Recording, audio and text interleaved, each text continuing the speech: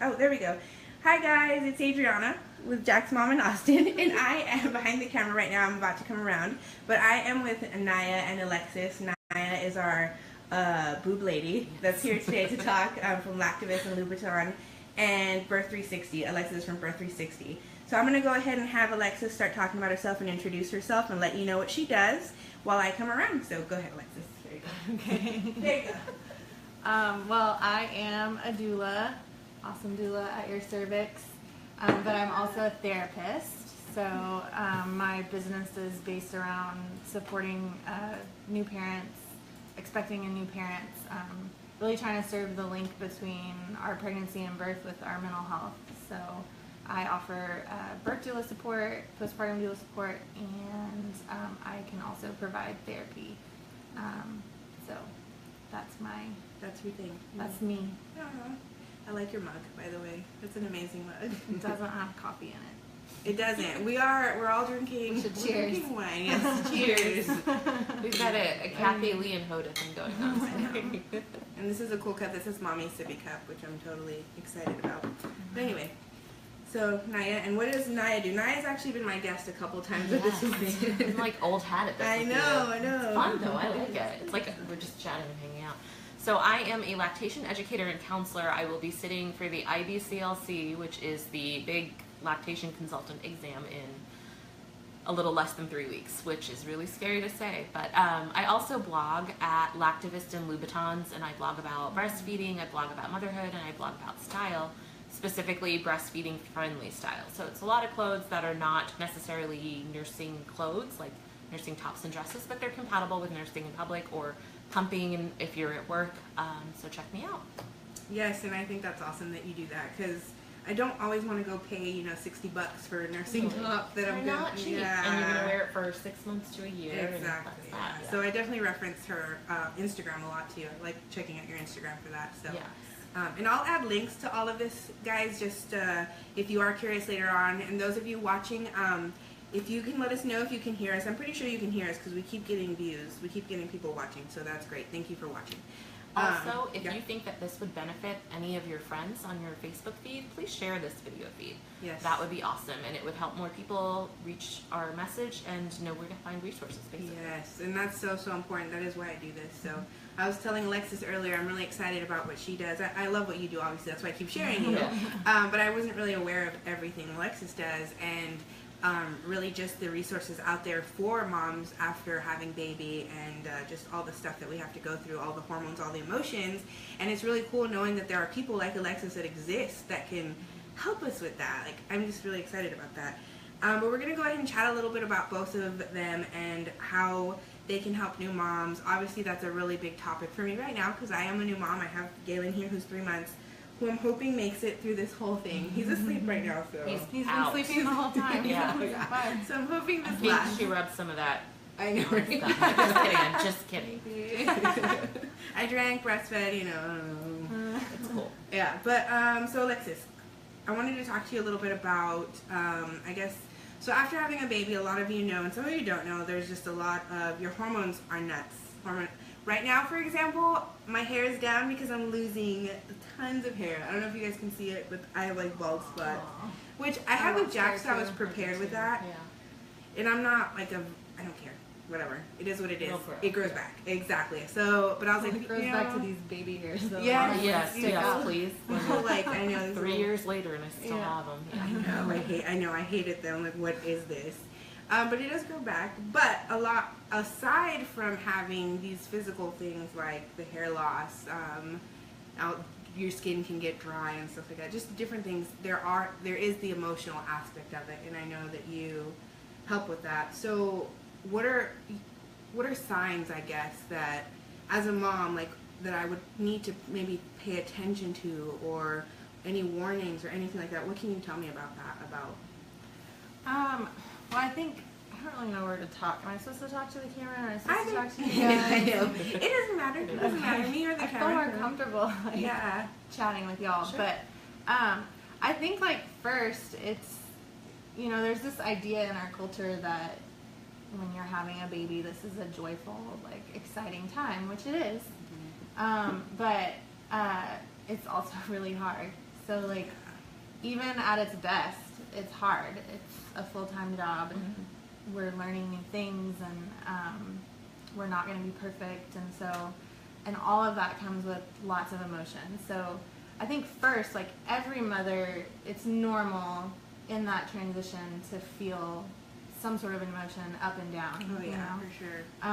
But where things that you can look for that maybe are outside of that norm is if, I mean, because they call it the baby blues, which is typically like the first 2 weeks postpartum, and it's totally normal for you to like, it's bananas. Shit's bananas. So it's like,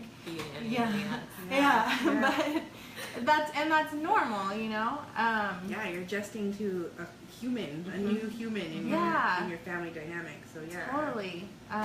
You're not sleeping. You're tired, you know. And anyways, but if you're feeling those things like consistently outside of that, and it's not really going away, and it's really in like keeping you from doing the things that you enjoy, it's preventing you from fostering and keeping relationships with people that you love, that could be a sign that maybe something else more is going on. But the good news is that with any of that, with support and help, like, you can feel normal again.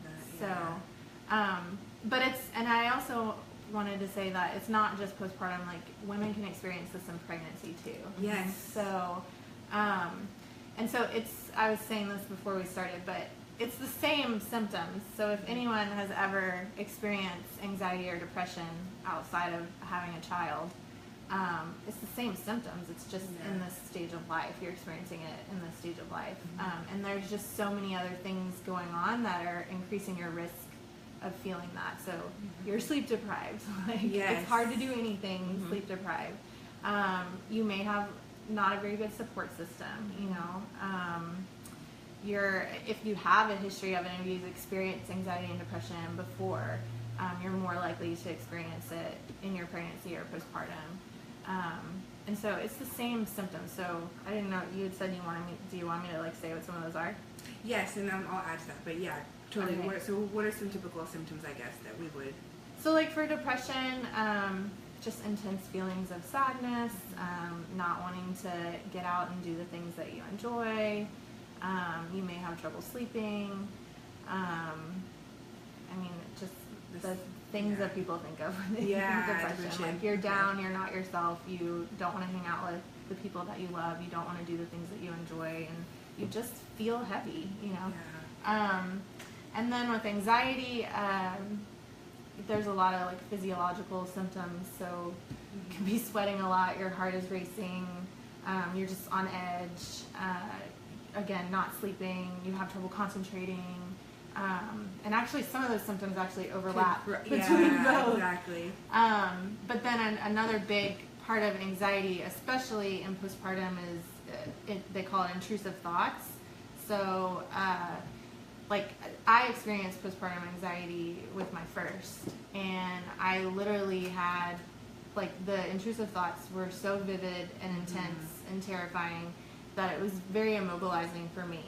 So I like literally would imagine every way that my baby was gonna die. Like I would be holding, like if I were wearing him like that, like I would think, okay, I need to get up and fill out my coffee cup, but I might trip, and then he's gonna hit the edge of the fireplace, and then he's gonna die, so maybe I shouldn't do that.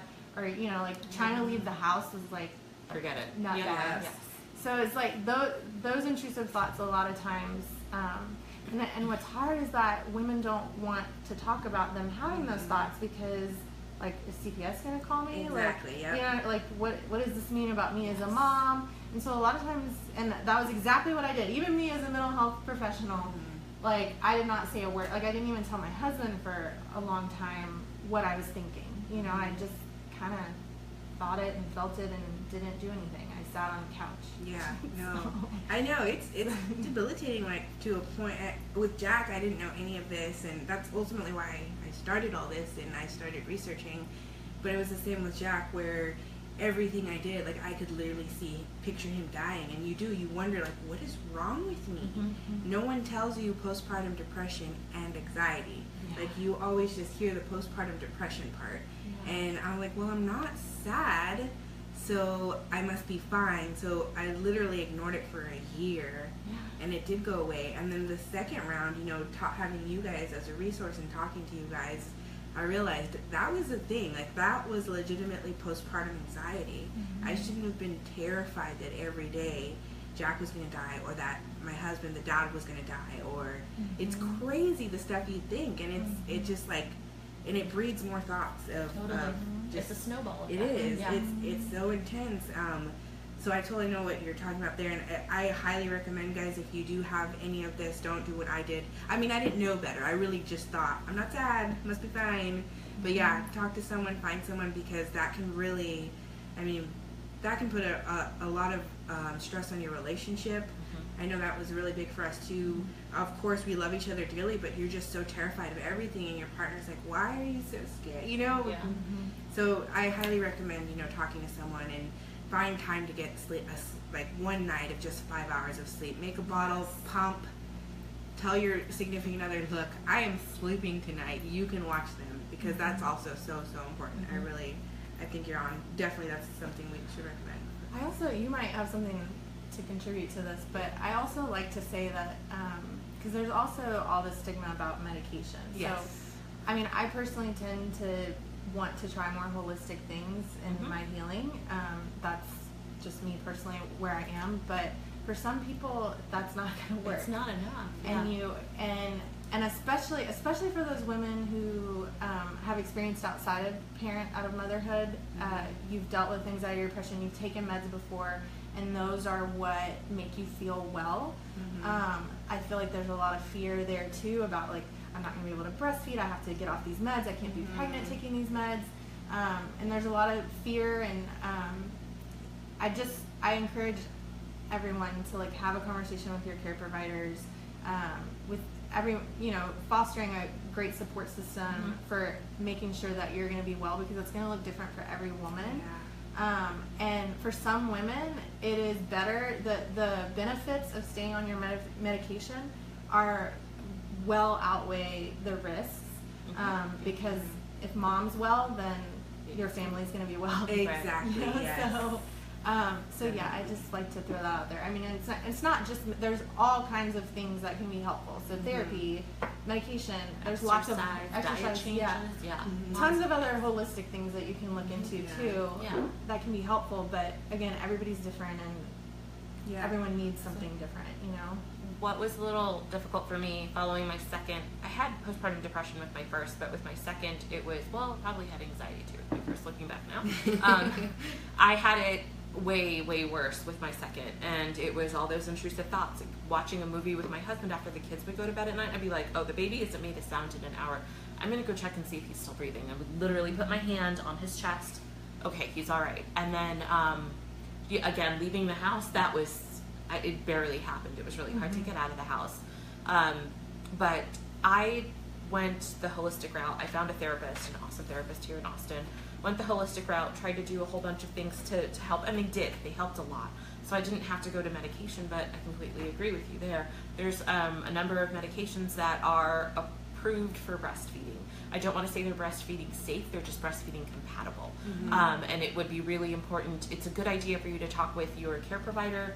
If you have a lactation consultant, consult with your lactation consultant. If you don't, there's actually a great resource right here in Texas. It's called the Infant Risk Hotline, and it is based out of Texas Tech in Amarillo, and I'll make sure you have the info for this. And it's actually run by a gentleman named Dr. Thomas Hale, and he is arguably the world's foremost, the world's most foremost expert on medications during pregnancy and lactation. And so there's actually a number that you can call. So if you know the name of the prescription that your OB or your psychiatrist or whomever is recommending, you can actually call there and tell them the dosage and the medication, and they're not going to tell you take it, don't take it, but they will give you information on things like half-life, how much of it passes through to your breast milk, what are the possible side effects in mom, what are the possible side effects in baby, things to look out for. And based on that information, you can make an educated decision as to whether, outweigh the risks versus the benefits, basically, and make the best possible and educated decision for your family. So there are definitely resources out there, and I'll make sure that you get that info. And I don't know if you can share this, but Viviana asked what mind sharing the therapist you saw, and if you do, maybe we can add it into the blog. Totally. So I saw I'm not sure if she's a doctor yet, but I saw Kelly Fulgrod, and she's fantastic. I need to talk to her. I love you, Kelly. There's a fantastic resource right here in Austin, and Viviana, I think you know about it. It's called the Pregnancy and Postpartum Health Alliance of Texas, and it is a group of professionals, mental health professionals, and their advocates. And they actually have a really great website where you can search for a therapist, you can search for a psychiatrist, you can search for lactation consultants, doulas, just the whole gamut of people who can support you, and you can actually filter it based on your area, whether you need sliding scale, whether you need someone that accepts insurance, all of that. And I think their website is pphatx.org. It's either .org or .com. Don't quote me on that. And I'll add that as well. Yeah. So for you guys. Kelly is my therapy crush. Yeah. I I can see see why. She's who I look up to. She's like the standard of where I need to go That's awesome. as a therapist. Yeah. I need to talk to her. Yeah. And then Lori said, I'm so glad you are talking about this. We need more discussions like this so moms know that they are normal and they are not broken if they need help. Yes, I totally agree. Yeah. Totally agree with that. Because like I said, my experience was I'm fine, you know, this is just weird. I'm being weird, you know. Let's not talk about this ever. And that's not how it should go. So I totally agree with you. And I wanted to touch base a little bit on the perinatal depression. So I did not know that was a thing, even though I've been doing this already for a year and a half and talking to awesome people like you guys. When I got pregnant with him, and given the status of our political, where things were headed politically, I got really, really depressed. And I just was like, what is this? Like, it was so deeply, like, it was nuts. And I did not know that perinatal depression was a thing until I can't remember who told me, but again, it was someone awesome like you guys that mentioned it, and I was like, oh my gosh, this is a thing, you know, and we need to talk about this. I need to figure out what this is. So, Val Cannon, thank you for saying we're awesome. Naya. I love Val awesome. Cannon. She's my lady crush. Oh yeah. She's up in DFW. She's a badass photographer. Oh cool. And amazing woman. But anyway, But Yes, so so just so you guys know, perinatal depression exists, postpartum depression exists, and anxiety exists. So any of those, if you guys are having issues, and I'll add this all to the blog, and I'll add links to them, to these wonderful ladies, so you guys can get help. Definitely. I might actually say so perinatal is the time period surrounding birth. So it encompasses all of it. Okay. So it encompasses pregnancy and postpartum. So I would just say like prenatal depression. Okay. But the perinatal is like all of it. It can happen anytime around birth. Okay, awesome. Good So to know. exciting. Yeah. That's kind of where my name came from, Birth360. Yeah. That makes Like, Oh yeah. the time period surrounding birth. I can help you. Good. I can help you. And so you had mentioned depression during pregnancy, anxiety during pregnancy is a thing as well. I had that with my second. It was a high-risk pregnancy, and I was on bed rest for almost half of it.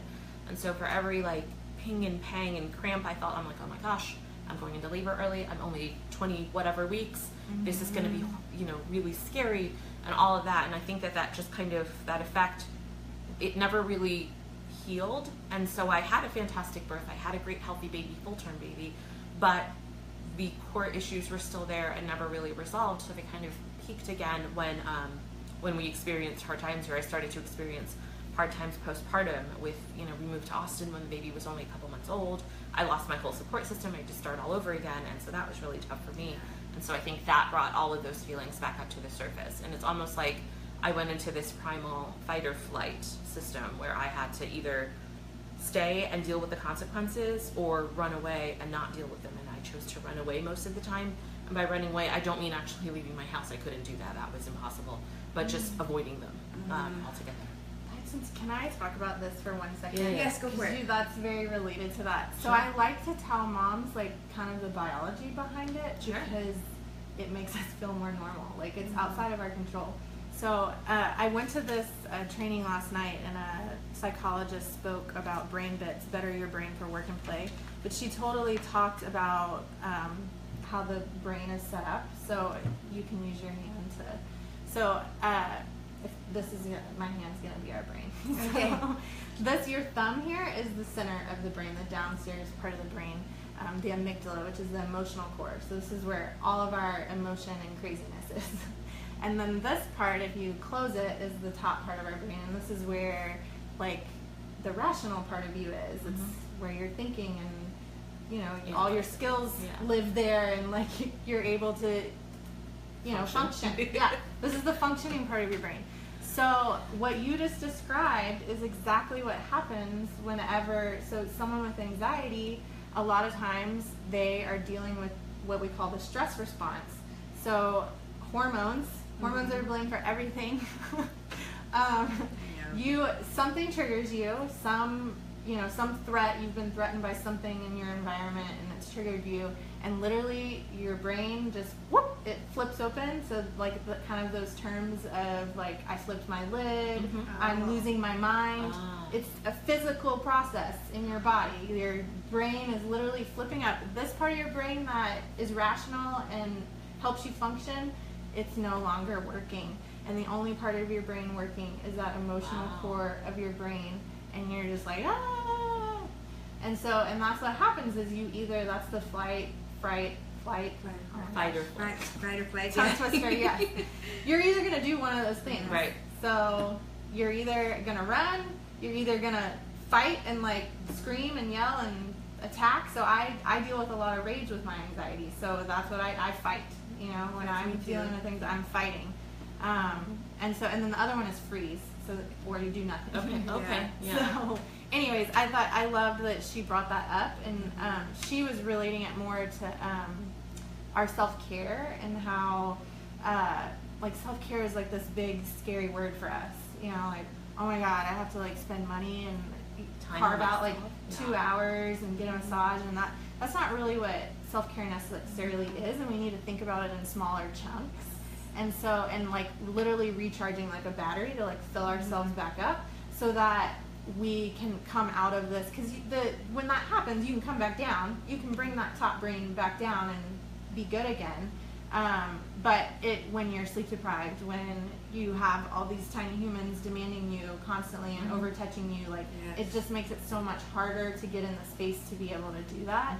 And so anyways, I just like to, that's the nerd in me. I'm a brain nerd. That was awesome. I love to talk about that because I just don't think women realize that it's physically like something that's out of our control that's happening to us, and it has nothing to do with you. Like, you didn't cause this. Like, this happens to everyone at some point in time in their lives. Like, everyone's brain flips open, right? And your emotional core is going to be reacting to everything around you. So, anyways. No, and that made me feel better because I do function highly off logic, and I mean everyone that knows me, that follows me, the blog knows I do focus so much of my stuff on research and on reading. And so for me, I'll know logically I'm not being rational, but I cannot emotionally help it. So knowing that, it definitely, it validates it, right? It validates these emotions. So that's, even me as a mental health professional, like, I feel like I really like give myself a hard time because I'm like, you like know some things, like you should be good at this. Right. But I suck at a lot of things, and I have lots of cortisol flowing through my body, and I frequently am in this, my brain is doing cortisol this. is the stress hormone. Oh yes, sorry. Yeah, and I'm frequently like this, but she said something in this presentation that really resonated with me, is that like, because I should be able to access those skills. So I have all this knowledge, I should be able to utilize that on myself. But when you're like this, you can't access those skills. Right. It's impossible. Right. So, anyways, that was really cool. That was a really good example, and it makes a lot of So both Katya and Val are really excited that we're talking about perinatal depression. I know, I'm sorry. And Val, and we actually talked about this a little bit, but we'll run by it really quick again. She wants to know, can you talk about the warning signs, tips for, or personal experiences about prenatal depression? I'm going to get a binky while you guys touch base on that real quick. Do you want to go ahead? I've been talking a lot. Base on it already, So some of the symptoms for me anyway, they actually kind of mirrored what happened with me postpartum. I would start to avoid things that I couldn't do. Rage was a big one for me during pregnancy, especially, and I think it was rage and kind of like a loss of control almost. Part of it was because I was on bed rest and I wasn't able to do as much as I was able to previously. But it was the anger, and everyone around me felt like they were walking on eggshells, which was hard, and I yelled a lot, and I didn't want to be that mom who yelled, but I was. So for me, my symptoms kind of lined up really well during pregnancy and postpartum, but we were so wrapped up in the pregnancy and all of this stress that being on bed rest brought to my marriage, to us financially, to just doing chores in the house, to me as a mother, that I didn't really think that maybe I have anxiety issues, or maybe I am depressed. I was just so focused on the pregnancy that I didn't really stop to think about how I was feeling. And so, like I said, looking back now, going through therapy and talking about how I felt during pregnancy, it was clear as day. I was like, oh, I had anxiety and depression while I was pregnant too. And so, so that was it for me. But yeah, no, I love what you said about loss of control. yeah. Because I feel like that can be just like such a shock for so many women. I didn't know I didn't know I needed to have control until that happened. Yeah. No, I feel like that's an experience for a lot of women. It's just like shock of like, what the fuck, I can't. Yeah. Like, I have no control over what's happening in my body. Like, what is, and just thinking about the what ifs of like, what have I done? Yeah. This thing has to come out of me. Yes. I have to keep it alive. Like, yes. oh my God. And just Yes. like, it just, snowballs, Yes. like you said. But, it's a huge, like all of it. Pregnancy is a loss of control. Birth is a loss of control, and then parenthood is the biggest loss of control ever. Absolutely. For sure, I totally agree. And yes, and definitely what you had said about, you really find yourself, sorry, I'm way down here. I'm on a ball. I'm on a ball. But yeah, like that feeling of like, what did I do? Why did I do this? Yes. Like, it's horrible. And we found out, if you guys don't know where I'm politically aligned by this point, you're about to find out. But we had just found out how the election went, and I was about 2 months pregnant, and I was just like, what did I do? What did I do? Why did we do this now? Like, our lives are over, their lives are over.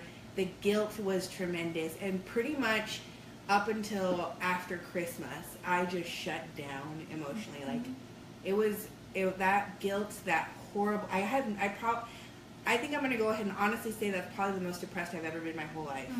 And it was just, and I could not figure out what it was, because it just did not feel normal, did not feel real. I could not believe I was that depressed. And then that's when I did find out that that's again, legitimately a thing, with pregnancy, that you can be depressed while you're pregnant and not just after. That was your trigger. Yeah. So the election triggered you. Yeah. So that. It was crazy. I've been triggered so many times in that process, and it's just like. Yeah. Yes. Yeah. So, yeah. It was intense. So there you go. There are some personal experiences and some tips. And I wanted to go on over to Naya, and since we are talking about postpartum depression and what can trigger, I know a lot of times nursing, figuring that out. Feeding difficulties can definitely lead to a lot of guilt. It can lead to just not feeling like you're good enough, and then questioning everything, and then anxiety about, is my baby getting enough? Are they gaining weight properly? Is this the right amount of diapers? Do I have enough milk? And it's a snowball effect, really. And so, feeding difficulties can definitely lead to postpartum depression, or can be part of a trigger for you to maybe bring up some potential issues. It's just, I think the most important thing to do is, if you are having trouble with breastfeeding, is to get help. And I know that while you're in the thick of it and things are really bad, it can be hard for you to figure out resources. So I recommend that moms, while they are still pregnant, is to look up, get the names of a good lactation consultants in your area, or someone that your friends may have used. Figure out the mom-to-mom support groups, whether online or in person. In person, I like more, because it forces you to get out of the house. You're around other breastfeeding women and other moms who probably know what you're going through. So that's great. And also take a class, learn about as much about it as you can.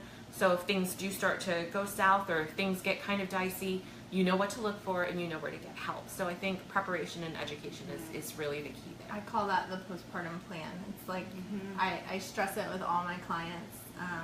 and I almost think that a postpartum plan is more important than a birth plan. Yeah. So, because we just don't tend to think about after the fact. Yes, right. So right. You're so wrapped up in, you know, nursery and what am I going to pack in my bag, and so then the postpartum plan can get neglected. Oh, so totally. add a therapist to that list. Yes, absolutely. Good therapist. No, I totally agree. And I think too, in terms of having resources, and we'll go over, I guess, some of the most common difficulties here in a second for lactation. Is that right? Yeah. But yeah, one of the things that I found most helpful, and it's so dumb, or maybe it's just not dumb, but it's just so small, was finding somewhere that you can weigh your child after feeding them. I don't know why that made the biggest difference to me, knowing how much they were eating. It's because you don't have a gauge on your breast. Yes, that tells how much was taken out. Yeah, and you're so convinced I am starving my baby. And then you weigh them, you're like, well, crap, he ate 3 ounces. Like, what the heck? You know, so that was so big for me. And I will say, I know Special Edition has a scale that you guys can use. We used it. And then also Rev Doula, aside from having a group. I just saw that. Yes, I freaking She brings love her scale to Brentwood Social House. Yes, Stephanie, Rev Doula, one of my homies love her. They meet up, a bunch of new moms meet up at Brentwood Social House. I've been to a couple of their groups. It's amazing, love it. Not only are you getting out and talking to other moms, which is a big way to also help prevent postpartum depression, but she does bring a scale. So if you are nursing while you're there, she will totally weigh your baby, and you can figure out what's going on with that. So I really, really liked that. So if you're living north, or even like me, I live super south and I still go. I highly recommend. These are every Tuesday. But yeah, weighing was a big thing for me. It's just being able to quantify how much your baby is getting is helpful, because if you think about it, that's what the pediatrician does. You go and you weigh your baby at the pediatrician, and as long as they're growing along that little growth curve that they're on, then that's how you know that things are okay. But I feel like a lot of times breastfeeding is trust in your body and taking a leap of faith and believing that you are going to be able to make enough milk. But like me, I had a really hard pregnancy, and so even though I know what I know about lactation, when it came time to breastfeed, I was questioning everything. I felt like a first-time mom who didn't know anything. And so same thing, my husband was like, well, you know this, you know that he's got enough diapers. And I'm like, no, I don't know. I need to weigh him. And so it's just everything just flies out the window. And I can help people all day long with breastfeeding, but when it comes to me, for whatever reason, I couldn't make that connection. We're the worst at helping ourselves. We really are. But yeah, I think it's just a leap of faith, because like I said, we don't have a gauge on our breast. There's different signs of milk transfer that we can look for, but until we see those numbers on the scale and we see that, okay, baby definitely got 2.5 ounces from that breast, so that's right on track and blah, blah, blah, we don't know. So I feel like weighing babies on a scale is definitely a good thing, but that can also kind of go the other way, and it can become something that a mom obsesses over. Yes, which I can is see that too. what I did with my first. We lived across the street from a hospital that had a breastfeeding center, and we could just go use the scale at any time, didn't have to make an appointment. So we were going almost every day. And it got to the point where, I mean, even after we were out of that scary period where he wasn't gaining weight and he was gaining the weight he should be and then some, I was still going, and my husband's like, we don't have to go every day. You don't have to go every day. He's doing great. The pediatrician said so. He's getting bigger. We're going up a diaper size. We're going up a clothing size, all of that stuff. And so it took a little bit for me to kind of bring it down. And I know that there's all these apps and things that you can use to track feedings, and those are fantastic, because at 3 a.m. you're not going to remember to mark it down on a paper, but you probably have your phone next to you. But on the other hand, there's also apps that can generate Excel spreadsheets with growth curves on them, and I think that might be a little dangerous, and it's more anxiety, exactly. So if you know yourself and you know how you act and things like that, that might be something that you as a mom can avoid in the postpartum period. Is go ahead and get the baby feeding tracking app, but don't get the one that can generate an Excel spreadsheet. It's interesting too, because I think that same obsession happens for pumping moms too. Yes. Oh yeah, absolutely. But especially when you go back to work and things are changing, you might notice a dip in milk supply because your body responds differently to a pump than a warm snuggly baby. It can definitely, pumping moms, I can totally see how and I did it too. I pumped for 15 months with my oldest when I went back to work, and so I was obsessed. I was like, I have to make enough. I have to make enough. But then I kind of realized that I only have to make enough milk for him for the next day, and then the next day I just have to make enough milk for the next day, and I would keep doing that, and before I know it, the week would be over, and we'd be home together on weekends, and we'd be able to just nurse as needed. And so just kind of a lot of what I've seen, a lot of lactation consultations is counseling. It's a good amount of counseling and ensuring mom that she is doing the right thing, that her baby is growing, that all of this is normal, that it's normal to feel however you're feeling. And so I have validation. It is validation in You're doing okay. Yeah. Yes, exactly. You got this. Yeah, and it's like, and I joked with somebody just the other day. I was like, yeah, it's 90% counseling and really 10% lactation. But it is a lot of counseling and just reassuring her that she is doing the right thing. And I think groups like the Brentwood Social House group is another really good place to go and understand that what you're feeling is normal and what you're doing is the right thing for your baby. And that's just it. What's right for one person may not be right for everyone. Yeah. So, take all the information with a grain of salt. I used to help facilitate a breastfeeding support group in the Fort Worth area. I did that for about 2 years or so. And so one of our house rules at the beginning of the meeting, we would always say, take what works for you and leave what doesn't. So you might be a sleep training family, so the whole co-sleeping thing may not work for you, whereas we're a co-sleeping family and sleep training may not be your thing. So just, take what works and leave what doesn't. That's all it is. And just understand that every mom is trying to do the best for her baby. Yeah, that's great. I'm going to totally quote that somewhere. Take what works and leave what doesn't. the Yeah. other. That's awesome. That's such a good thing to tell ourselves, to tell myself. So, Yeah.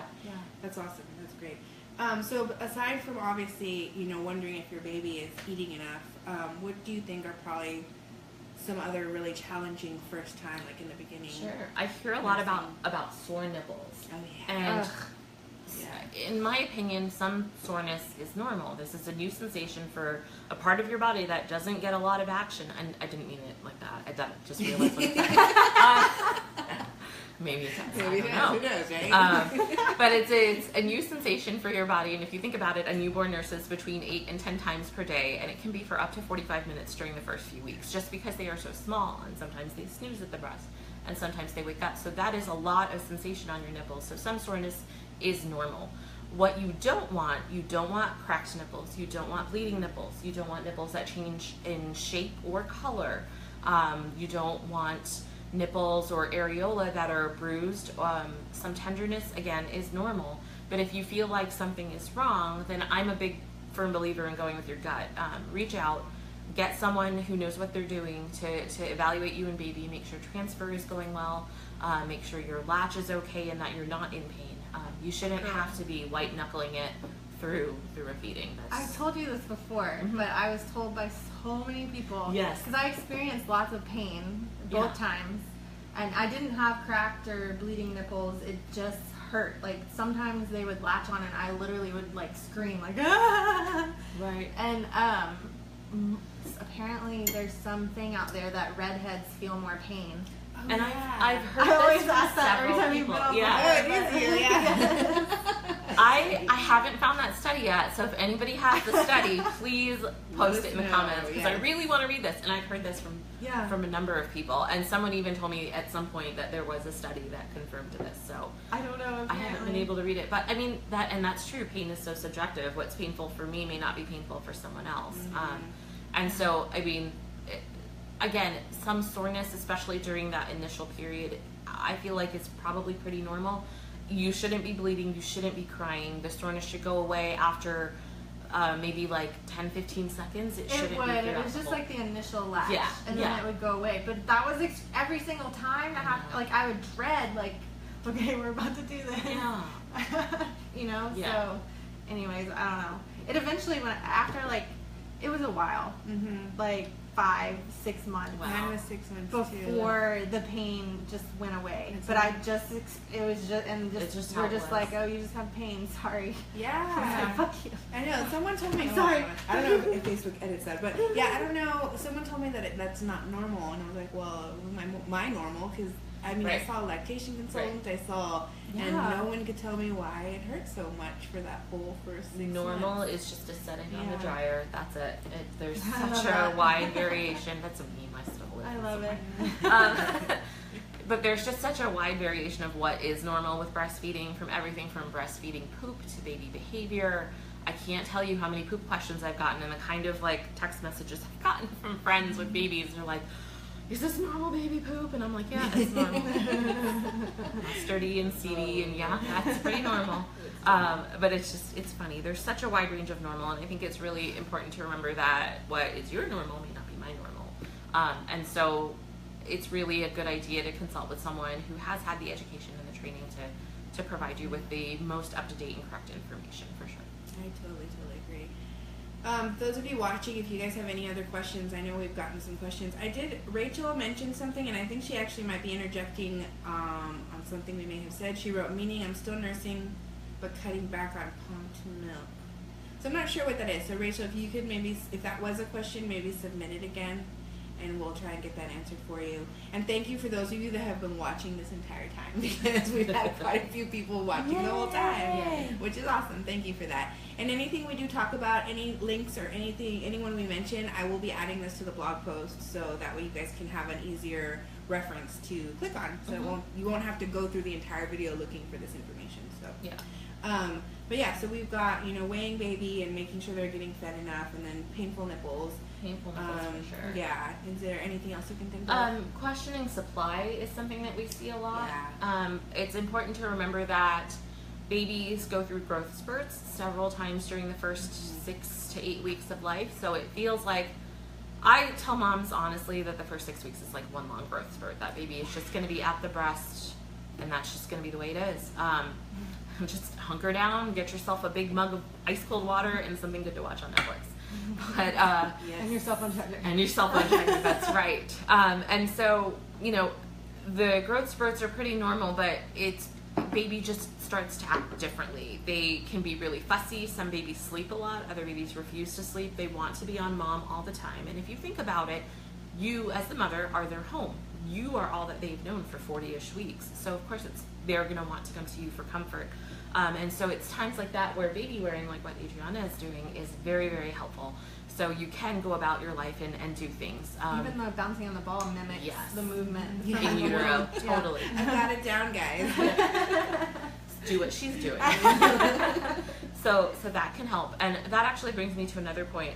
Just to deal with all of those frequent feedings during the first few weeks of life, it might be a good idea to set up what's sometimes called a nursing nest or a nursing nook, just a little area of your bedroom, your living room, wherever you're going to do most of your breastfeeding, and just put in a basket things like a cell phone charger, granola bars, trail mix, anything that's high in protein, snacks that you can eat one-handed, water, and maybe bring, if your changing table and everything is in a different part of the house, maybe set up a small changing station in that area too, so that you can change diapers and you're not running all over the house. So setting up kind of a little corner for yourself. You can do the same if you're a pumping mom, and making sure that you've got bottles of water or snacks, and Pump a book, parts. pump parts, wipes or bags or whatever you use to sanitize your pieces, things like that. Breastfeeding literally sucks the life out of you, and it makes you hungry and thirsty Yep. to no end. Like, I remember, I have this vivid memory of in the middle of the night one time, I had like granola bars in my bedside drawer, but my water was out, and I was trying to wake up my husband because I was just so thirsty, and I was like trying to wake him up, and I was like, "You don't get up, I'm gonna stab you with one of my granola bars. I need water." Yeah. It was like, You do. Yeah. so I was like So dying of Yes. thirst. If you think about it, you're producing all this fluid in this liquid milk, and of course you're going to need to up your fluid intake. That actually brings me to another point. I've heard from many people, celebrities especially, that, oh, I lost all this weight on breastfeeding. It does not happen for everybody. No. Nope. Definitely not. No. Breastfeeding does make you hungrier. You are consuming more calories. You're expending more calories too to make that breast milk, and so you do lose some weight, but your body tends to hold on to that last little bit of weight as insurance, just as like a instinctual thing. If for some reason our food supply dried up for some reason, your body would have some reserves caloric reserves to continue making milk to protect your baby and to continue nurturing and feeding your baby. So that's part of why a lot of moms will hang on to that last 5 pounds or 10 pounds or 50. I still have it 3 years later. I was like, yeah, it's my baby weight. Would you say that also would ever contribute to like postpartum depression? I feel like that. Oh, absolutely. Yeah, because it's weird. I have like no real hang-ups, but that's been my thing lately. I'm like, gosh, it's been 3 months. I should be so much smaller. And it's just kind of ridiculous if that logical part of my brain thinks about it. It's like, come on. I know, right? So but I've just realized it's probably also a contributor with all the pressure we have, social pressure to get back into shape. Yeah. Well, culture plays into all of it, period. Yeah. Like, just our culture is just not set up for moms, really. No, it's like, not. At all. It's really sad. Yeah. So, culture contributes to every single one of the things we've talked about so far. Absolutely. Like, we're expected to be super mom and to fit back into our pre-pregnancy jeans and have a hot meal on the table, laundry's go back to done, work right away. house There's is immaculate. No time off. Yeah, like, exactly. You have to pay the bills. Yep. Yeah, You don't get time off to heal. No. Yeah. I don't care that happened to your vagina. There was a story, it was really sad actually. It was HuffPo or something like that about women going back to work as soon as 2 weeks and they're still experiencing postpartum bleeding and leaking breasts and soreness and engorgement, and one woman had a cesarean and she went back to work that quickly, and you can't go back to work that quickly. Regardless of what kind of birth you have, you need time to heal. Major surgery. It is. If you had any other surgery, you would not go back to work that soon. Exactly. Like, I don't understand why it's different for moms. Yeah, and I mean, if you think about even puppies, puppies aren't weaned and taken from their moms until they're like 8 weeks old, I believe. We don't have any kind of paid medical leave in this country, or paid postpartum leave in this country. So, in theory, moms should be going back to work the day after they have that baby, because there's very little paid leave in this country. If you happen to have paid leave or anything like that, then you are one of the fortunate ones. I was able to take short-term disability, but part of it was unpaid. And then I had FMLA to protect my job, but half of my leave was unpaid. And also, for some reason, my boss thought I was coming back at 8 weeks. I'm like, no. I took 8 weeks. Did you? But I also had to deplete all of my PTO. So then you go back to work and your kid's in daycare and getting sick every second, and I have no PTO. I and can't I'm even like, take time off. I'm like, what? Yeah, I agree. And I wanted to add, I keep getting messages and people keep asking how I'm doing it, and I don't want anybody to be misled, because I know I did start posting and I did jump back into it, like I think a couple of days after Galen was born. But I have one, an amazing support system, and two, I don't show everything. Obviously, I'm not going to show, the temper tantrums in the background or my house being a total wreck. Like, well, I cleaned it before they got here. I was hauling ass knocking on the door. I heard you the vacuuming. I was like, you shouldn't be vacuuming right now.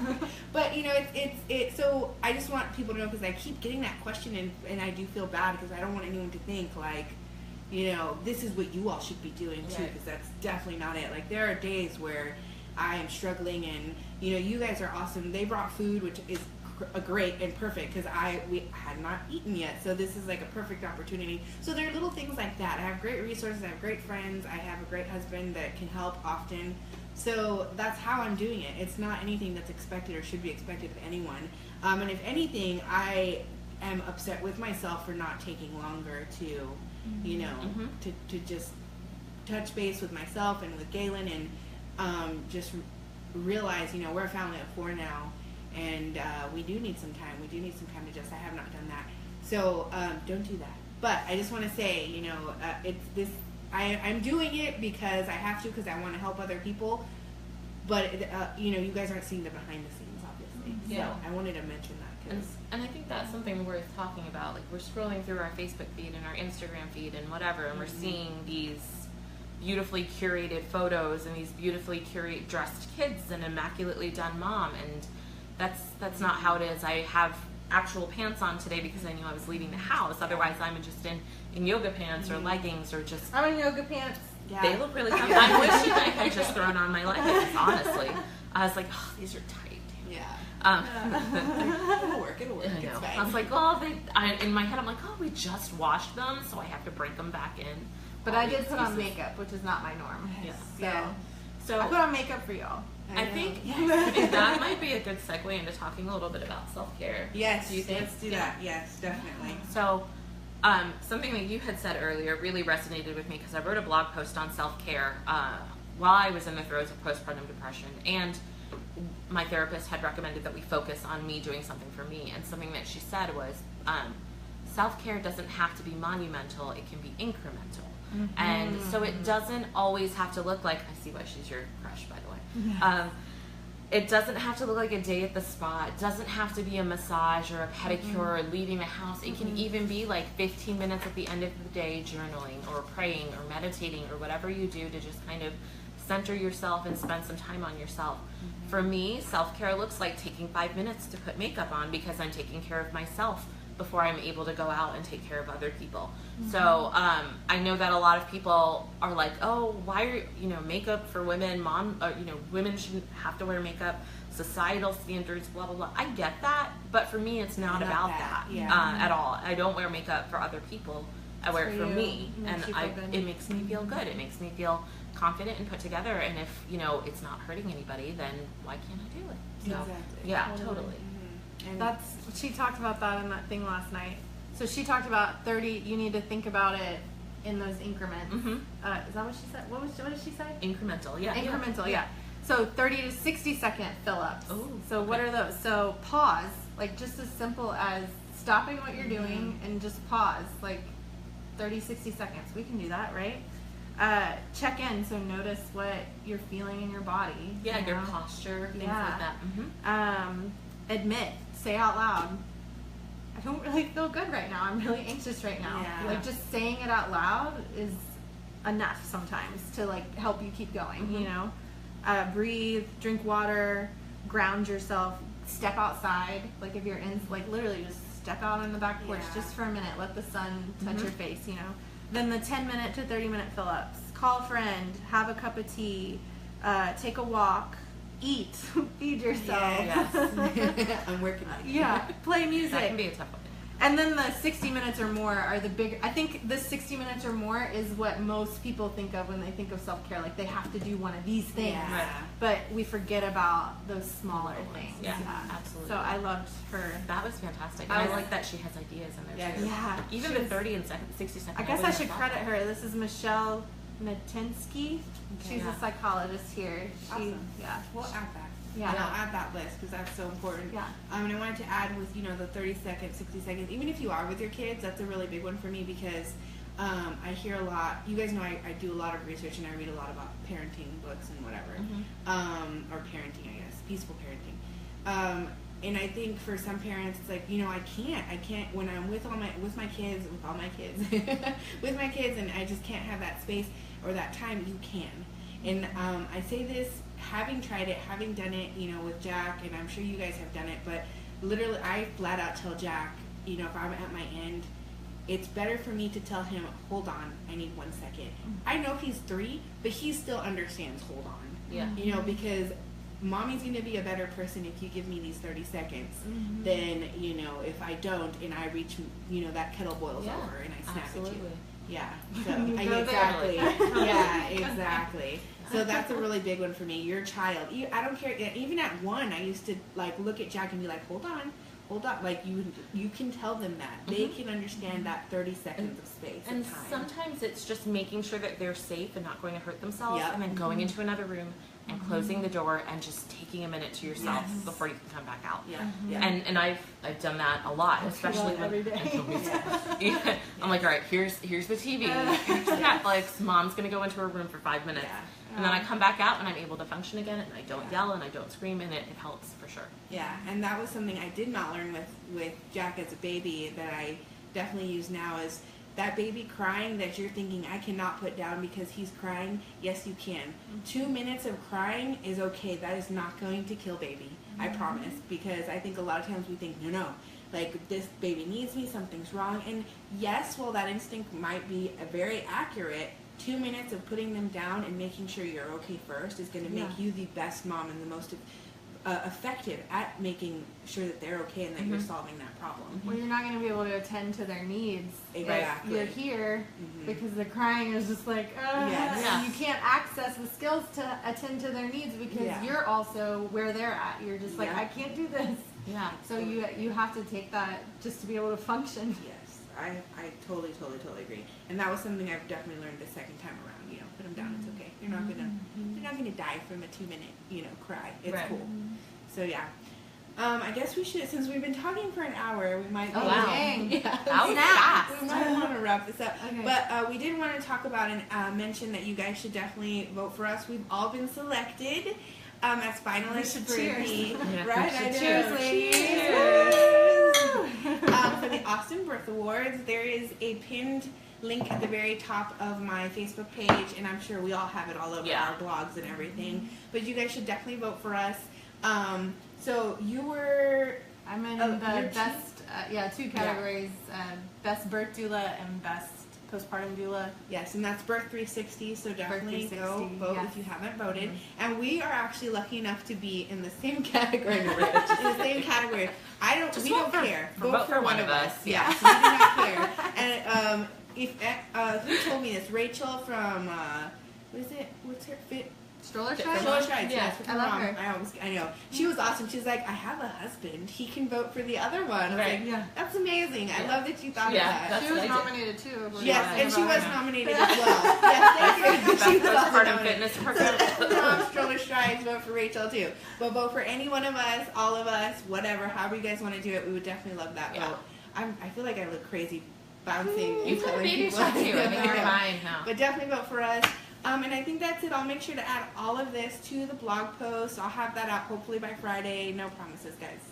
No pressure either. Yes. I mean, you've got more important work Monday. going on. Yeah. But we'll have that out with all the links, all the information you guys need. Anything else you guys can think of? I think so. Okay, you're done? Okay. Thanks for You guys are watching. going to have to entertain them for like the second it takes me to go Wow. Well, thank you. Follow us on Facebook and Instagram. Oh, yes, Yeah. definitely. So Birth360 and Lactivist and Louboutins. Thanks, guys. Bye.